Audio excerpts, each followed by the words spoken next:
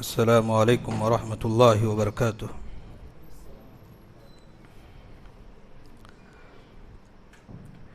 ان الحمد للہ نحمده ونستعینه ونستغفره ونعوذ باللہ من شرور انفسنا ومن سیئات اعمالنا، من يهده الله فلا مضل له ومن يضلل الله فلا هادي له، وأشهد أن لا إله إلا الله وحده لا شريك له، وأشهد أن محمدا عبده ورسوله، أما بعد، فإن خير الحديث كتاب الله، وخير الهدي هدي محمد صلى الله عليه وسلم، وشر الأمور محدثاتها، وكل محدثة بدعة،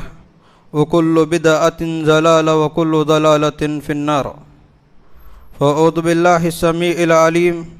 ومن الشيطان الرجيم، بسم الله الرحمن الرحيم۔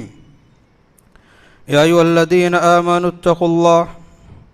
حق تقاته ولا تموتن إلا وأنتم مسلمون۔ يا أيها الناس اتقوا ربكم الذي خلقكم من نفس واحدة وخلق منها زوجها وبث منهما رجالا كثيرا ونساء، واتقوا الله الذي تساءلون به والأرحام، إن الله كان عليكم رقيبا۔ يا أيها الذين آمنوا اتقوا الله وقولوا قولا سديدا يصلح لكم أعمالكم ويغفر لكم ذنوبكم، ومن يطع الله ورسوله فقد فاز فوزا عظيما۔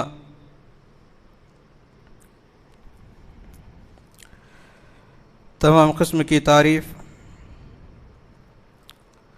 توصیف، کبریائی، بزرگی، بڑائی، شان و شوکت، عظمت و جلالت اس رب وحدہ لا شریک کے لیے سزاوار ہے، جو تمام جہانوں کا خالق، مالک، پالنہار ہے۔ دنیا کی ہر قسم کی طاقت و قدرت اسی کے ہاتھ میں ہے۔ عزت دینے والا، عزت چھیننے والا، ذلیل کرنے والا اسی کے ہاتھ میں ہے۔ انسان کو اولاد دینے والا، انسان کو اولاد سے محروم رکھنے والا وہی ذات ہے۔ دنیا میں انسان کو ترقی کی راہ پر گامزن کرنے والا اور انسان کو ہدایت دینے والا، انسان کو ہدایت سے دور رکھنے والا اسی کے قبض قدرت میں ہے۔ حاضرین اکرام، خود اللہ رب العالمین نے قرآن مجید کے اندر فرمایا کہ دنیا کے جتنے درخت ہیں ان تمام درختوں کو اگر آپ پین بنا لیا جائے، اور دنیا کے جتنے درخت کے پتے ہیں ان تمام درخت کے پتوں کو اگر آپ پیج بنا لیا جائے، ورق بنا لیا جائے، اور دنیا کے جتنے سمندر ہیں ان تمام سمندروں کو اگر آپ انک بنا لیا جائے، دوات بنا لیا جائے، اور ان تمام چیزوں کے ذریعے سے جس سے ہم نے کاغذ بنائے، پیج بنائے، انک اور قلم بنائے، اس کے ذریعے سے اللہ رب العالمین کی تعریف اور حمد و ثنا لکھنا شروع کر دیں، اللہ رب العالمین کی بزرگی، پاکی لکھنا شروع کر دیں، یقیناً یہ تمام چیزیں ختم ہو جائیں گے، لیکن اللہ رب العالمین کی تعریف، اللہ رب العالمین کی حمد و ثنا، اللہ رب العالمین کی کبریائی، اللہ رب العالمین کی بزرگی کبھی ختم ہونے والی نہیں ہے۔ بعدہ درود و سلام کا نزول میرے اور آپ کے آخری نبی جناب محمد مصطفیٰ صلی اللہ علیہ وسلم پر، جنہیں اللہ رب العالمین نے تمام جہانوں کے لیے رحمت للعالمین، خاتم النبیین جناب محمد مصطفیٰ صلی اللہ علیہ وسلم بنا کر اس روئے زمین پر بھیجا۔ حاضرین اکرام، نوجوانان اسلام، بزرگان دین، خواتین اسلام اور میری اسلامی ماں اور بہنوں، اسلام اپنے ماننے والوں کو، اسلام اپنے متبعین کو، اسلام پر چلنے والے کو کتاب و سنت کے روشنی میں انسان اپنی زندگی جب گزارتا ہے تو کتاب و سنت شریعت اسلامیہ نے انسان کو زندگی جینے کے لیے ہر طریقے سے کچھ نہ کچھ آداب دکھائے ہیں۔ انسان کو اسلام نے کچھ طور و طریقے بتائے ہیں کہ انسان کو جب ضرورت پڑی تو کس طریقے سے اپنی ضرورت کو پوری کرے، انسان جب غسل کرے تو اپنی غسل کو کس طرح شریعت کی روشنی میں مکمل کرے۔ یعنی الغرض اسلام انسان کو طریقہ سکھاتا ہے، طور اور طریقے کلچر سکھاتا ہے۔ ہر موڑ پر اسلام مسلمانوں کو، اس کے ماننے والوں کو کچھ نہ کچھ طریقے سے کہ جب خوشی بناؤ تو کتاب و سنت کی روشنی میں کس طرح خوشی بنائی جاتی ہے، اور اسی طریقے سے جب انسان کو مصیبت یا پریشانی غم آتی ہے تو ایسی صورت میں انسان کو کتاب و سنت کی روشنی میں جو غم بنانے کے طریقے بتائے گئے اسی طریقے سے انسان کو بنانی چاہیے۔ یعنی الغرض اسلام کی خوبی یہ ہے کہ اسلام ہر طور اور طریقے میں کچھ آداب اور طریقے بتاتے ہیں، زندگی گزارنے کے طریقے دکھاتے ہیں، خوشی بنانے کے طریقے دکھاتے ہیں، خوشی بنانے کے طریقے بتاتے ہیں، اور غم بنانے کے طریقے اور کلچر بتاتے ہیں۔ انہی میں سے کچھ طریقے، کچھ آداب رمضان مبارک کے اس آخری گھڑی پر میں آپ کے سامنے بنانے کی کوشش کروں گا، جس سے بات ثابت ہو جائے گی کہ ہم عید بنائیں گے تو کیسے منائیں۔ جب انسان مومن کا جب رمضان کا آخری مرحلہ ہو تو اس وقت انسان عید سے پہلے کیا کرنا ہے، اور عید کو جانے کے لیے اس کو کیا کرنا ہے، عید کے دن اس کو کیا عمل کرنا ہے۔ انشاءاللہ کتاب و سنت کی روشنی میں کچھ باتیں آپ کے سامنے رکھنے کی کوشش کروں گا۔ اللہ تعالیٰ سے دعا ہے اللہ رب العالمین کہنے والے کو کہنے سے زیادہ، سننے والے کو سننے سے زیادہ ہم تمام کو ان باتوں پر عمل کرنے کی توفیق عطا فرمائے، آمین۔ حاضرین اکرام، سب سے پہلے ہم میں سے ہر انسان، چھوٹا ہو یا بڑا، نوجوان ہو یا بوڑھا، مرد ہو یا عورت، اللہ رب العالمین کا شکریہ ادا کرنی چاہیے کہ اس نے ہم تمام کو اپنی زندگی میں دوبارہ رمضان کا مہینہ پانے کے ساتھ ساتھ اس میں روزوں کا اہتمام، قرآن مجید کی تلاوت کا اہتمام، قیام اللیل کا اہتمام، اور اسی طریقے سے صدقہ و خیرات کا اہتمام، ہر طریقے کی جو عبادتیں کی ہیں، عبادتیں کرنے کا موقع اللہ رب العالمین نے اپنی زندگی میں دوبارہ رمضان کی شکل میں عطا کیا ہے۔ اس موقع پر انسان کو اللہ رب العالمین کا شکریہ بجا لانا چاہیے، کیونکہ رمضان اپنے آخری چند لمحات میں ہے، کچھ دن باقی ہیں۔ انسان کو اللہ رب العالمین کا شکریہ ادا کرتے ہوئے اور محاسبہ کرنی چاہیے کہ ہم نے رمضان سے کیا حاصل کیا، رمضان سے ہم نے کیا درس حاصل کیا، رمضان نے ہمیں کیا سکھا کر اپنی زندگی سے جانا چاہتا ہے، ایک مسلمان کو سوچنی چاہیے۔ حاضرین اکرام، جیسے ہم شوال کا چاند دیکھتے ہیں، چاند دیکھنے کے بعد انسان کو مسلمان کو کتاب و سنت نے کچھ اعمال بتائے جو ہر ایک مسلمان پر کرنا ضروری ہے۔ آئیے وہ کون سے کام ہیں آپ کے سامنے رکھنے کی کوشش کروں گا۔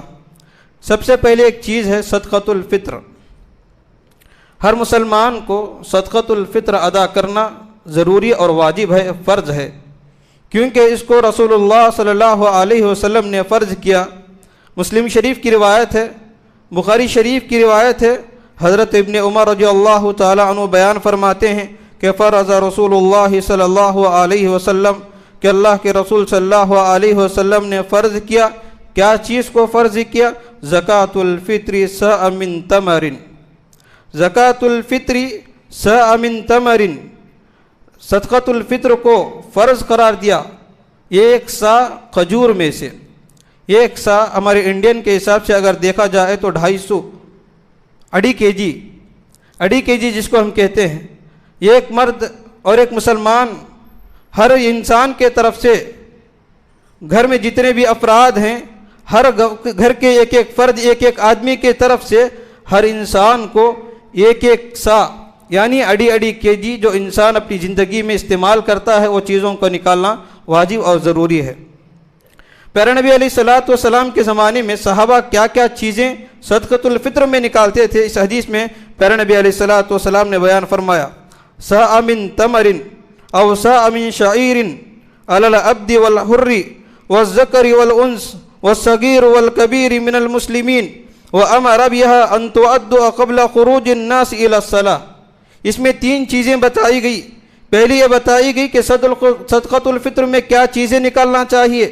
اور اسی طریقے سے صدقۃ الفطر کن کن لوگوں پر ضروری اور فرض ہے، واجب ہے، اور اسی طریقے سے ایک بات یہ بھی بتائی گئی کہ صدقۃ الفطر کو انسان کب نکالے گا۔ پہلی بات یہ ہے کہ انسان اپنی زندگی میں جو چیز زیادہ استعمال کرتا ہے، صحابہ کرام کے زمانے میں کھجور کا زیادہ استعمال ہوتا تھا، جو کا زیادہ استعمال ہوتا تھا، پنیر کا زیادہ استعمال ہوتا تھا، اس لیے وہ اپنے حساب سے صدقہ و خیرات نکالا کرتے تھے۔ اگر آج ہم اپنی زمانے میں جو چیز اپنے گھروں میں زیادہ استعمال کرتے ہیں، خواہ چاول ہو یا جاری ہو یا گیہوں ہو، جو انسان زیادہ اپنے گھر میں استعمال کرتا ہے، وہی چیزوں کو صدقۃ الفطر میں 1 سا یعنی 2.5 kg نکالنا ضروری ہے۔ اور کن کن کے لیے صدقۃ الفطر نکالنا ضروری ہے؟ پیارے نبی علیہ الصلوۃ والسلام نے بیان فرمایا کہ آزاد جو غلام ہیں اس کا بھی نکالنا ضروری ہے، اور جو آزاد لوگ ہیں ان کے طرف سے بھی صدقۃ الفطر نکالنا ضروری ہے، مرد کے طرف سے، عورت کی طرف سے، اور مسلمان میں سے جو بھی چھوٹے بڑے ہیں ان تمام کی طرف سے صدقۃ الفطر نکالنا ضروری ہے۔ اور اسی طریقے سے تیسری بات اس حدیث میں جو بتائی گئی کہ اس کو کب نکالنا چاہیے، وَأَمَرَ بِهَا أَن تُؤَدَّى قَبْلَ خُرُوجِ النَّاسِ إِلَى الصَّلَاةِ، کب نکالنا چاہیے کہ عیدگاہ کو جانے سے پہلے صدقۃ الفطر نکالنا ضروری ہے۔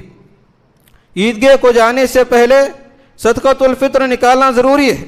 اسی طریقے سے آئیے دیکھتے ہیں کہ صحابہ کرام رضوان اللہ علیہم اجمعین کھانے کی جنسوں میں سے کون کون سی چیزیں صدقۃ الفطر میں نکالا کرتے تھے۔ بیان فرماتے ہیں ابو سعید خدری رضی اللہ تعالی عنہ بیان فرماتے ہیں کہ کننا نخرج زکوٰۃ الفطر ساء من طعام، ہم سب صدقۃ الفطر نکالتے تھے کھجور کا 1 سا، اور اسی طریقے سے شعیر اور تمر کھجور، اور اسی طریقے سے پنیر اور منقع، یہ تمام چیزوں میں سے ہم کیا کرتے تھے 1 سا صدقۃ الفطر نکالا کرتے تھے۔ اسی طریقے سے ابو سعید رضی اللہ تعالیٰ عنہ بیان فرماتے ہیں کننا نخرج فی عہد رسول اللہ صلی اللہ علیہ وسلم یوم الفطر ساء من طعام وکان طعامنا الشعیر والزعیب والاقط والتمر، ہم رسول اللہ صلی اللہ علیہ وسلم کے زمانے میں، رسول اللہ صلی اللہ علیہ وسلم کے دور میں عید الفطر کے لیے عید کے دن ہم کھانے کی چیزوں میں سے 1 سا فطرہ نکالتے تھے۔ کون کون سی چیزیں؟ اس وقت ہمارے کھانے کے لیے جو چیزیں تھیں وہ ہے جو، یعنی جس کو ہم جواری کہتے ہیں، منقع جس کو سوکھا ہوا انگور کہتے ہیں، پنیر اور کھجور۔ یہ پیارے نبی علیہ الصلوۃ والسلام کے زمانے میں، صحابہ کرام رضوان اللہ علیہم اجمعین کے زمانے میں یہ چیزیں زیادہ استعمال کرتے تھے، اس لیے وہ اسی لحاظ سے وہ کیا کرتے تھے 1 سا صدقۃ الفطر نکالا کرتے تھے۔ آج ہمارے لحاظ سے جو چیزیں ہم اپنے گھروں میں زیادہ استعمال کرتے ہیں اس کو صدقۃ الفطر میں نکالنا چاہیے۔ اسی طریقے سے بعض لوگ صدقۃ الفطر میں پیسے نکالتے ہیں۔ پیارے نبی علیہ الصلوۃ والسلام کی جتنے بھی احادیث ہیں، جیسا کہ میں نے آپ کے سامنے پڑھا ہے، یہ تمام چیزوں سے یہی بات معلوم ہوتی ہے کہ انسان کو صدقۃ الفطر میں کھانے کی جو چیزیں ہیں وہی نکالنا چاہیے، کہ پیسے نکالنے کا ایک بھی ثبوت ہمیں کسی حدیث میں نہیں ملتا۔ انسان کیا کرتے ہیں اپنی سہولت کے خاطر، اپنی آسانی کے لیے صدقۃ الفطر میں کھانے کی چیزوں کے بجائے درہم و دینار یا پیسے نکالتے ہیں۔ یہ کتاب و سنت سے کسی بھی طریقے سے ثابت نہیں ہے، لہذا انسان کو جب صدقۃ الفطر نکالتے ہیں تو انسان کو چاہیے کہ جب اپنی کھانی اور پینے کی جو چیزیں ہیں انہی میں سے صدقۃ الفطر نکالا جائے۔ حاضرین اکرام، ابن عباس رضی اللہ تعالیٰ عنہ بیان فرماتے ہیں کہ فرض رسول اللہ صلی اللہ علیہ وسلم زکوٰۃ الفطر طہورا للصائم من اللغو والفسوق وطعامہ للمساکین۔ دیکھیے شریعت اسلامیہ، کتاب و سنت اسلام اپنے ماننے والوں کو کتنا خیال کرتا ہے، کتاب و سنت اور اسلام اپنے ماننے والے مسلمانوں کی، اپنے ماننے والے بندوں کی کتنی حفاظت کرتا ہے، کتنا خیال کرتا ہے۔ صدقۃ الفطر کی جو ہم نکالتے ہیں، اس کی وجوہات کو بتاتے ہوئے پیارے نبی علیہ الصلوۃ والسلام نے بیان فرمایا کہ رسول اللہ صلی اللہ علیہ وسلم فطرانہ فرض کیا ہے، یعنی صدقۃ الفطر کو فرض قرار دیا ہے۔ اس سے روزے کے درمیان جو کچھ فضول قسم کی چیزیں، فضول قسم کی گفتگوات، بات چیتیں ہوئی ہیں، یہ اس کا کفارے کے طور پر انسان کو ادا کرنی چاہیے۔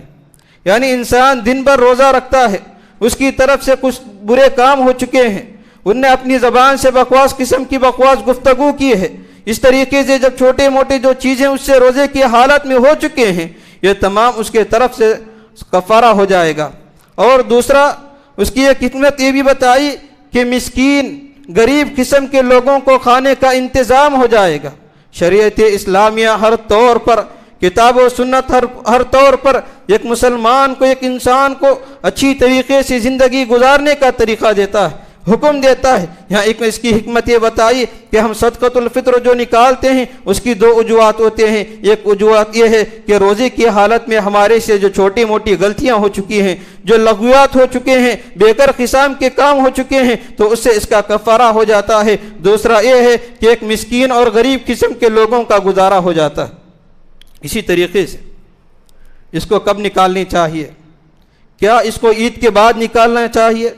یا اس کو عید سے پہلے نکالنا چاہیے، یا اس سے عید سے 1 یا 2 دن پہلے نکالنی چاہیے؟ آئیے دیکھتے ہیں۔ ابن عباس رضی اللہ تعالیٰ عنہ بیان فرماتے ہیں کہ پیارے نبی علیہ الصلوۃ والسلام نے بیان فرمایا من ادھا قبل صلاۃ فہی زکوۃ مقبولہ،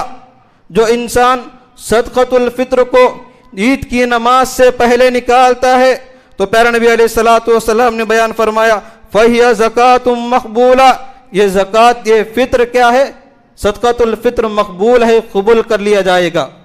اس کو صحیح تسلیم کر لیا جائے گا۔ تو معلوم ہوتا ہے کہ انسان کو صدقۃ الفطر عید کی نماز سے پہلے نکالنی چاہیے۔ جب انسان عید کی نماز کے بعد نکالتا ہے تو اس کا کیا حکم ہے؟ پیارے نبی علیہ الصلوۃ والسلام نے بیان فرمایا وَمَنْ أَدَّهَا بَعْدَ صَلَاةٍ فَهِيَ صَدَقَةٌ مِّن صَدَقَاتٍ،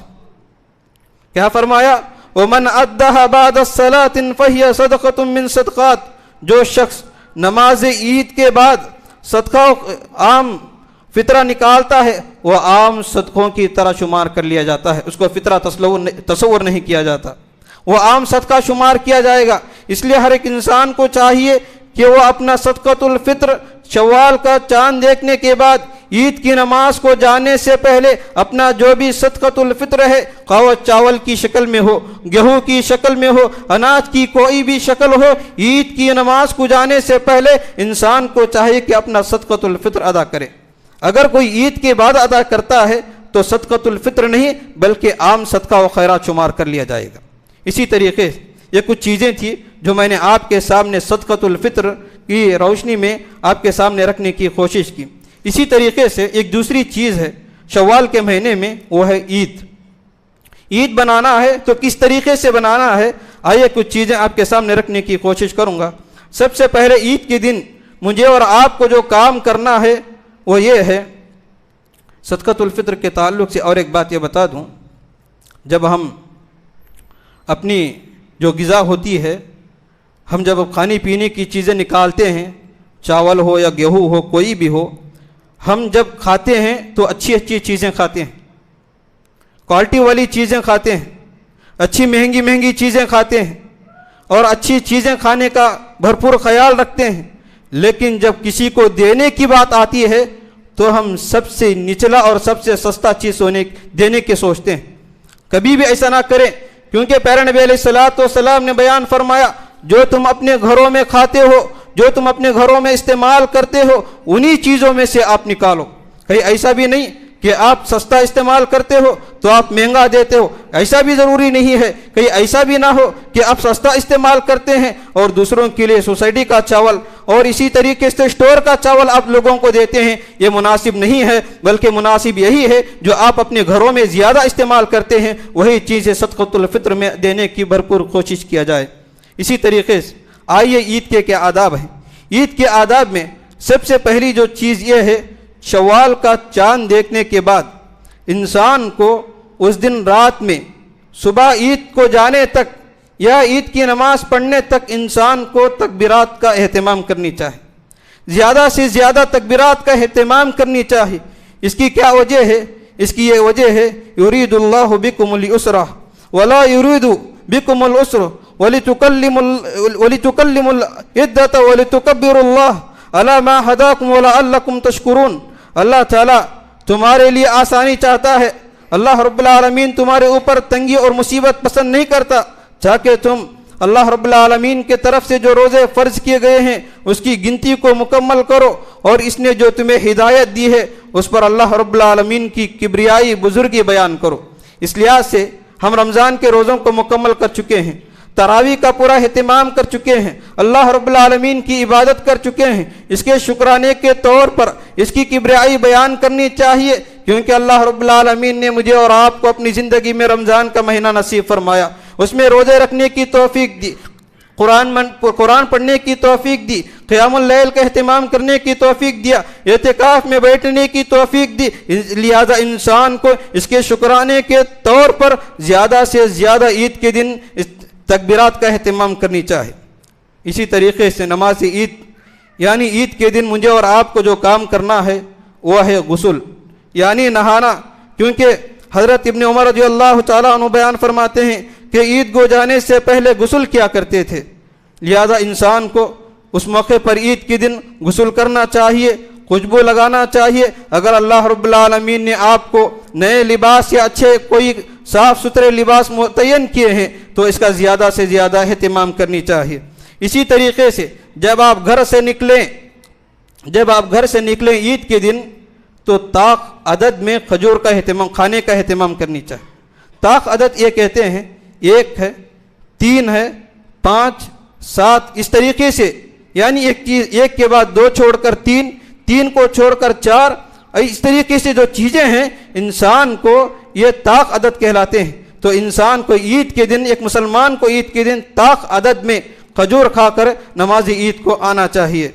کیونکہ رسول صلی اللہ علیہ وسلم نے بیان فرمایا، کانا رسول اللہ صلی اللہ علیہ وسلم لا یغدو یوم الفطر حتی یأکل التمرات ویأکلن وطرا، کیونکہ پیارے نبی علیہ السلام عید کے دن نہیں نکلتے تھے یہاں تک کہ کچھ کھجوریں تناول فرما لیں، عید کے دن کچھ کھجوریں کھا لیں، کب؟ طاق عدد میں۔ تو لہذا اس حدیث سے ثابت ہوا، اس حدیث سے بات معلوم ہوئی کہ انسان کو عید کی نماز سے پہلے طاق عدد میں کھجور کھانے کا اہتمام کرنی چاہیے، کیونکہ پیارے نبی علیہ السلام کی سنت ہے۔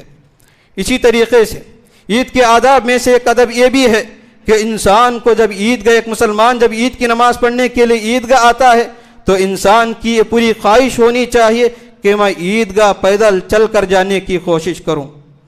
اگر عیدگاہ دور ہے،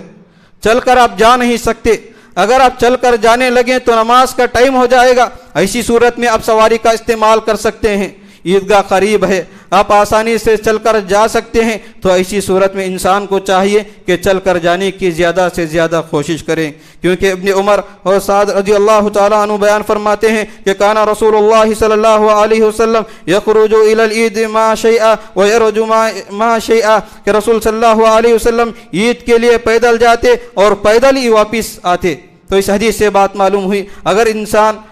پیدل چلنا چاہتا ہے تو عیدگاہ اگر نزدیک ہے تو انسان کو چاہیے کہ عید کے دن جاتے وقت پیدل چل کر جائیں اور واپس آنے کے وقت بھی پیدل چل کر آئیں، تو یہ پیارے نبی علیہ السلام کی سنت پر عمل ہے۔ اسی طریقے سے آج ہندوستان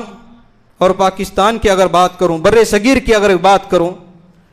تو ہر طریقے سے بعض ایسے مسالک ہیں جو عید کے موقع پر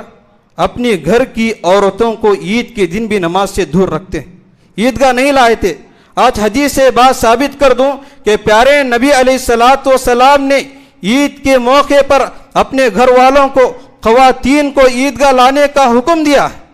آئیے دیکھتے ہیں، مسلم شریف کی روایت ہے، بخاری شریف کی روایت ہے،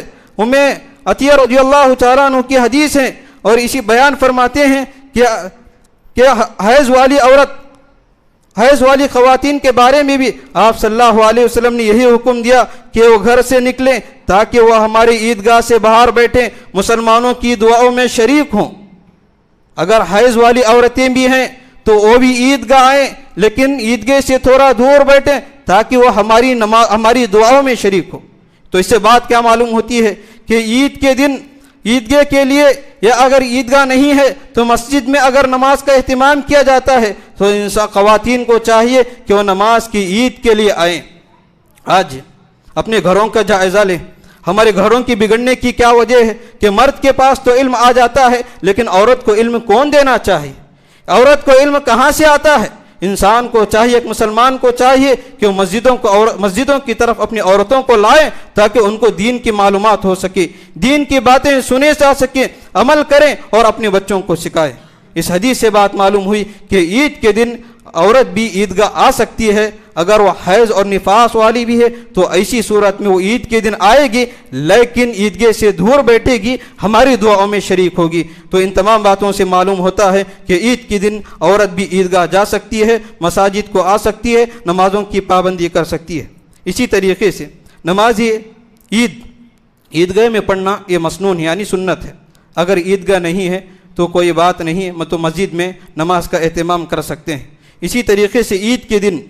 عیدگاہ کی طرف جانے کے لیے جاتے وقت زیادہ سے زیادہ تکبیرات کا اہتمام کرنی چاہیے۔ اللہ اکبر، اللہ اکبر، لا الہ الا اللہ، اللہ اکبر وللہ الحمد۔ یہ جو تکبیرات ہیں زیادہ سے زیادہ عید کو جانے تک، عیدگاہ میں پہنچنے تک، عید کی نماز جب تک امام صفوں کو درست کرنے لگے جب تک زیادہ سے زیادہ آپ کو ان تکبیرات کو پڑھنا چاہیے، کیونکہ پیارے نبی علیہ الصلوۃ والسلام بیان فرماتے ہیں کہ نبی علیہ الصلوۃ والسلام جب عید الفطر کے دن یعنی عید کے دن جب عیدگاہ کو جاتے تو تکبیرات پڑھتے ہوئے جاتے اور نماز عید سے فارغ ہونے تک نماز عید کے بعد تکبیرات نہیں پڑھتے، یعنی جب تک آپ نماز پڑھیں تکبیرات کو کہنا چاہیے، جیسی نماز ختم ہو جائے تکبیرات سے رک جانا چاہیے۔ اسی طریقے سے عبداللہ بن عمر رضی اللہ تعالیٰ عنہ بیان فرماتے ہیں جب گھر سے عیدگاہ کی طرف جاتے تو زیادہ سے زیادہ تکبیرات کا اہتمام کرتے تھے، لہذا جب عیدگاہ کی طرف جاتے ہیں تو انسان کو زیادہ سے زیادہ تکبیرات کا اہتمام کرنی چاہیے۔ اسی طریقے سے عید کے آداب میں سے ایک ادب یہ بھی ہے، عید کی نماز کے وقت نہ کوئی نفل ہے نہ کوئی نماز ہے، کیونکہ پیارے نبی علیہ الصلوۃ والسلام نے بیان فرمایا، ابن عباس رضی اللہ تعالیٰ عنہ بیان فرماتے ہیں، بخاری شریف کی روایت ہے، مسلم شریف کی روایت ہے، ان النبی صلی اللہ علیہ وسلم خرج یوم الفطر فصلی رکعتین لم یصلی قبلها ولا بعدها۔ بے شک پیارے نبی علیہ الصلوۃ والسلام عید الفطر کے موقع پر نکلے، آپ نے 2 رکعت نماز پڑھی یعنی عید کی جو نماز پڑھی، اور نماز عید سے پہلے کوئی نماز نہیں پڑھی اور نہ عید کے بعد کوئی نماز نہیں پڑھی۔ اس حدیث سے معلوم ہوتا ہے عید کے دن نہ عید سے پہلے کوئی نماز ہے نہ عید کے بعد کوئی نماز ہے۔ اسی طریقے سے نماز عید سے پہلے نہ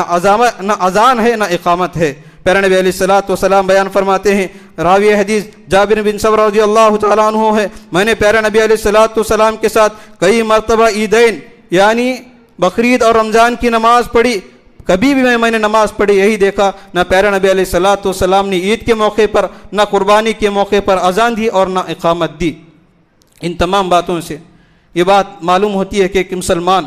منظم طریقے سے، ایک اچھے طریقے سے عید اور عید سے پہلے جو چیزیں ہیں اس کو کما و ادا کرنے کی کوشش کرنی چاہیے، کیونکہ ایک اسلام کی خصوصیت یہ ہے کہ جب بھی کوئی چیز کرتا ہے بڑے اچھے اسلوب کے ساتھ، بڑے اچھے طریقے کے ساتھ ہر چیز کرنے کا حکم دیتا ہے۔ حاضرین اکرام، بس کچھ باتیں جو میں نے آپ کے سامنے صدقۃ الفطر کے تعلق سے بیان کی ہے، اور اسی طریقے سے عید کے جو آداب ہیں ان تمام چیزوں کو میں نے آپ کے سامنے بیان کیا ہے۔ اللہ تعالیٰ سے دعا ہے اللہ رب العالمین کہنے والے کو کتاب و سنت کی روشنی میں جو باتیں کہی ہے اس پر عمل کرنے کی توفیق عطا فرمائے،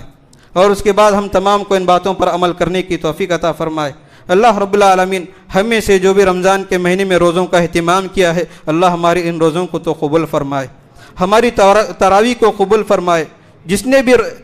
قرآن مجید کی تلاوت کا اہتمام کیا ہے اللہ رب العالمین ان کی قرآن مجید کی تلاوت کو قبول فرمائے۔ اللہ رب العالمین جس نے بھی نیک تمنا اور نیک آرزوں کے ساتھ دعا کی ہے اللہ ان کی دعاؤں کو تو قبول فرمائے، اللہ ان کے صدقہ و خیرات کو قبول فرمائے۔ اللہ ہمارے سے پہلے جو دنیا چھوڑ کر یہ دنیا سے جا چکے ہیں، اللہ ان کی قبروں کو نور سے پر نور فرما۔ اللہ رب العالمین ہر جگہ مسلمان پریشان اور ستائے جا رہے ہیں، اللہ تو ہمارے مسلمانوں کی حفاظت فرما، اللہ دین کی حفاظت فرما۔ اللہ رب العالمین مسلمانوں کو صحیح معنوں میں مسلمان بن کر زندگی گزارنے کی توفیق عطا فرما۔ اللہ رب العالمین جب تک دنیا میں رکھ اسلام کی حالت پر رکھ، اور جب خاتمہ ہو تو ایمان کی حالت پر ہو۔ ربنا تقبل منا انک انت السمیع العلیم وتب علینا انک انت التواب الرحیم۔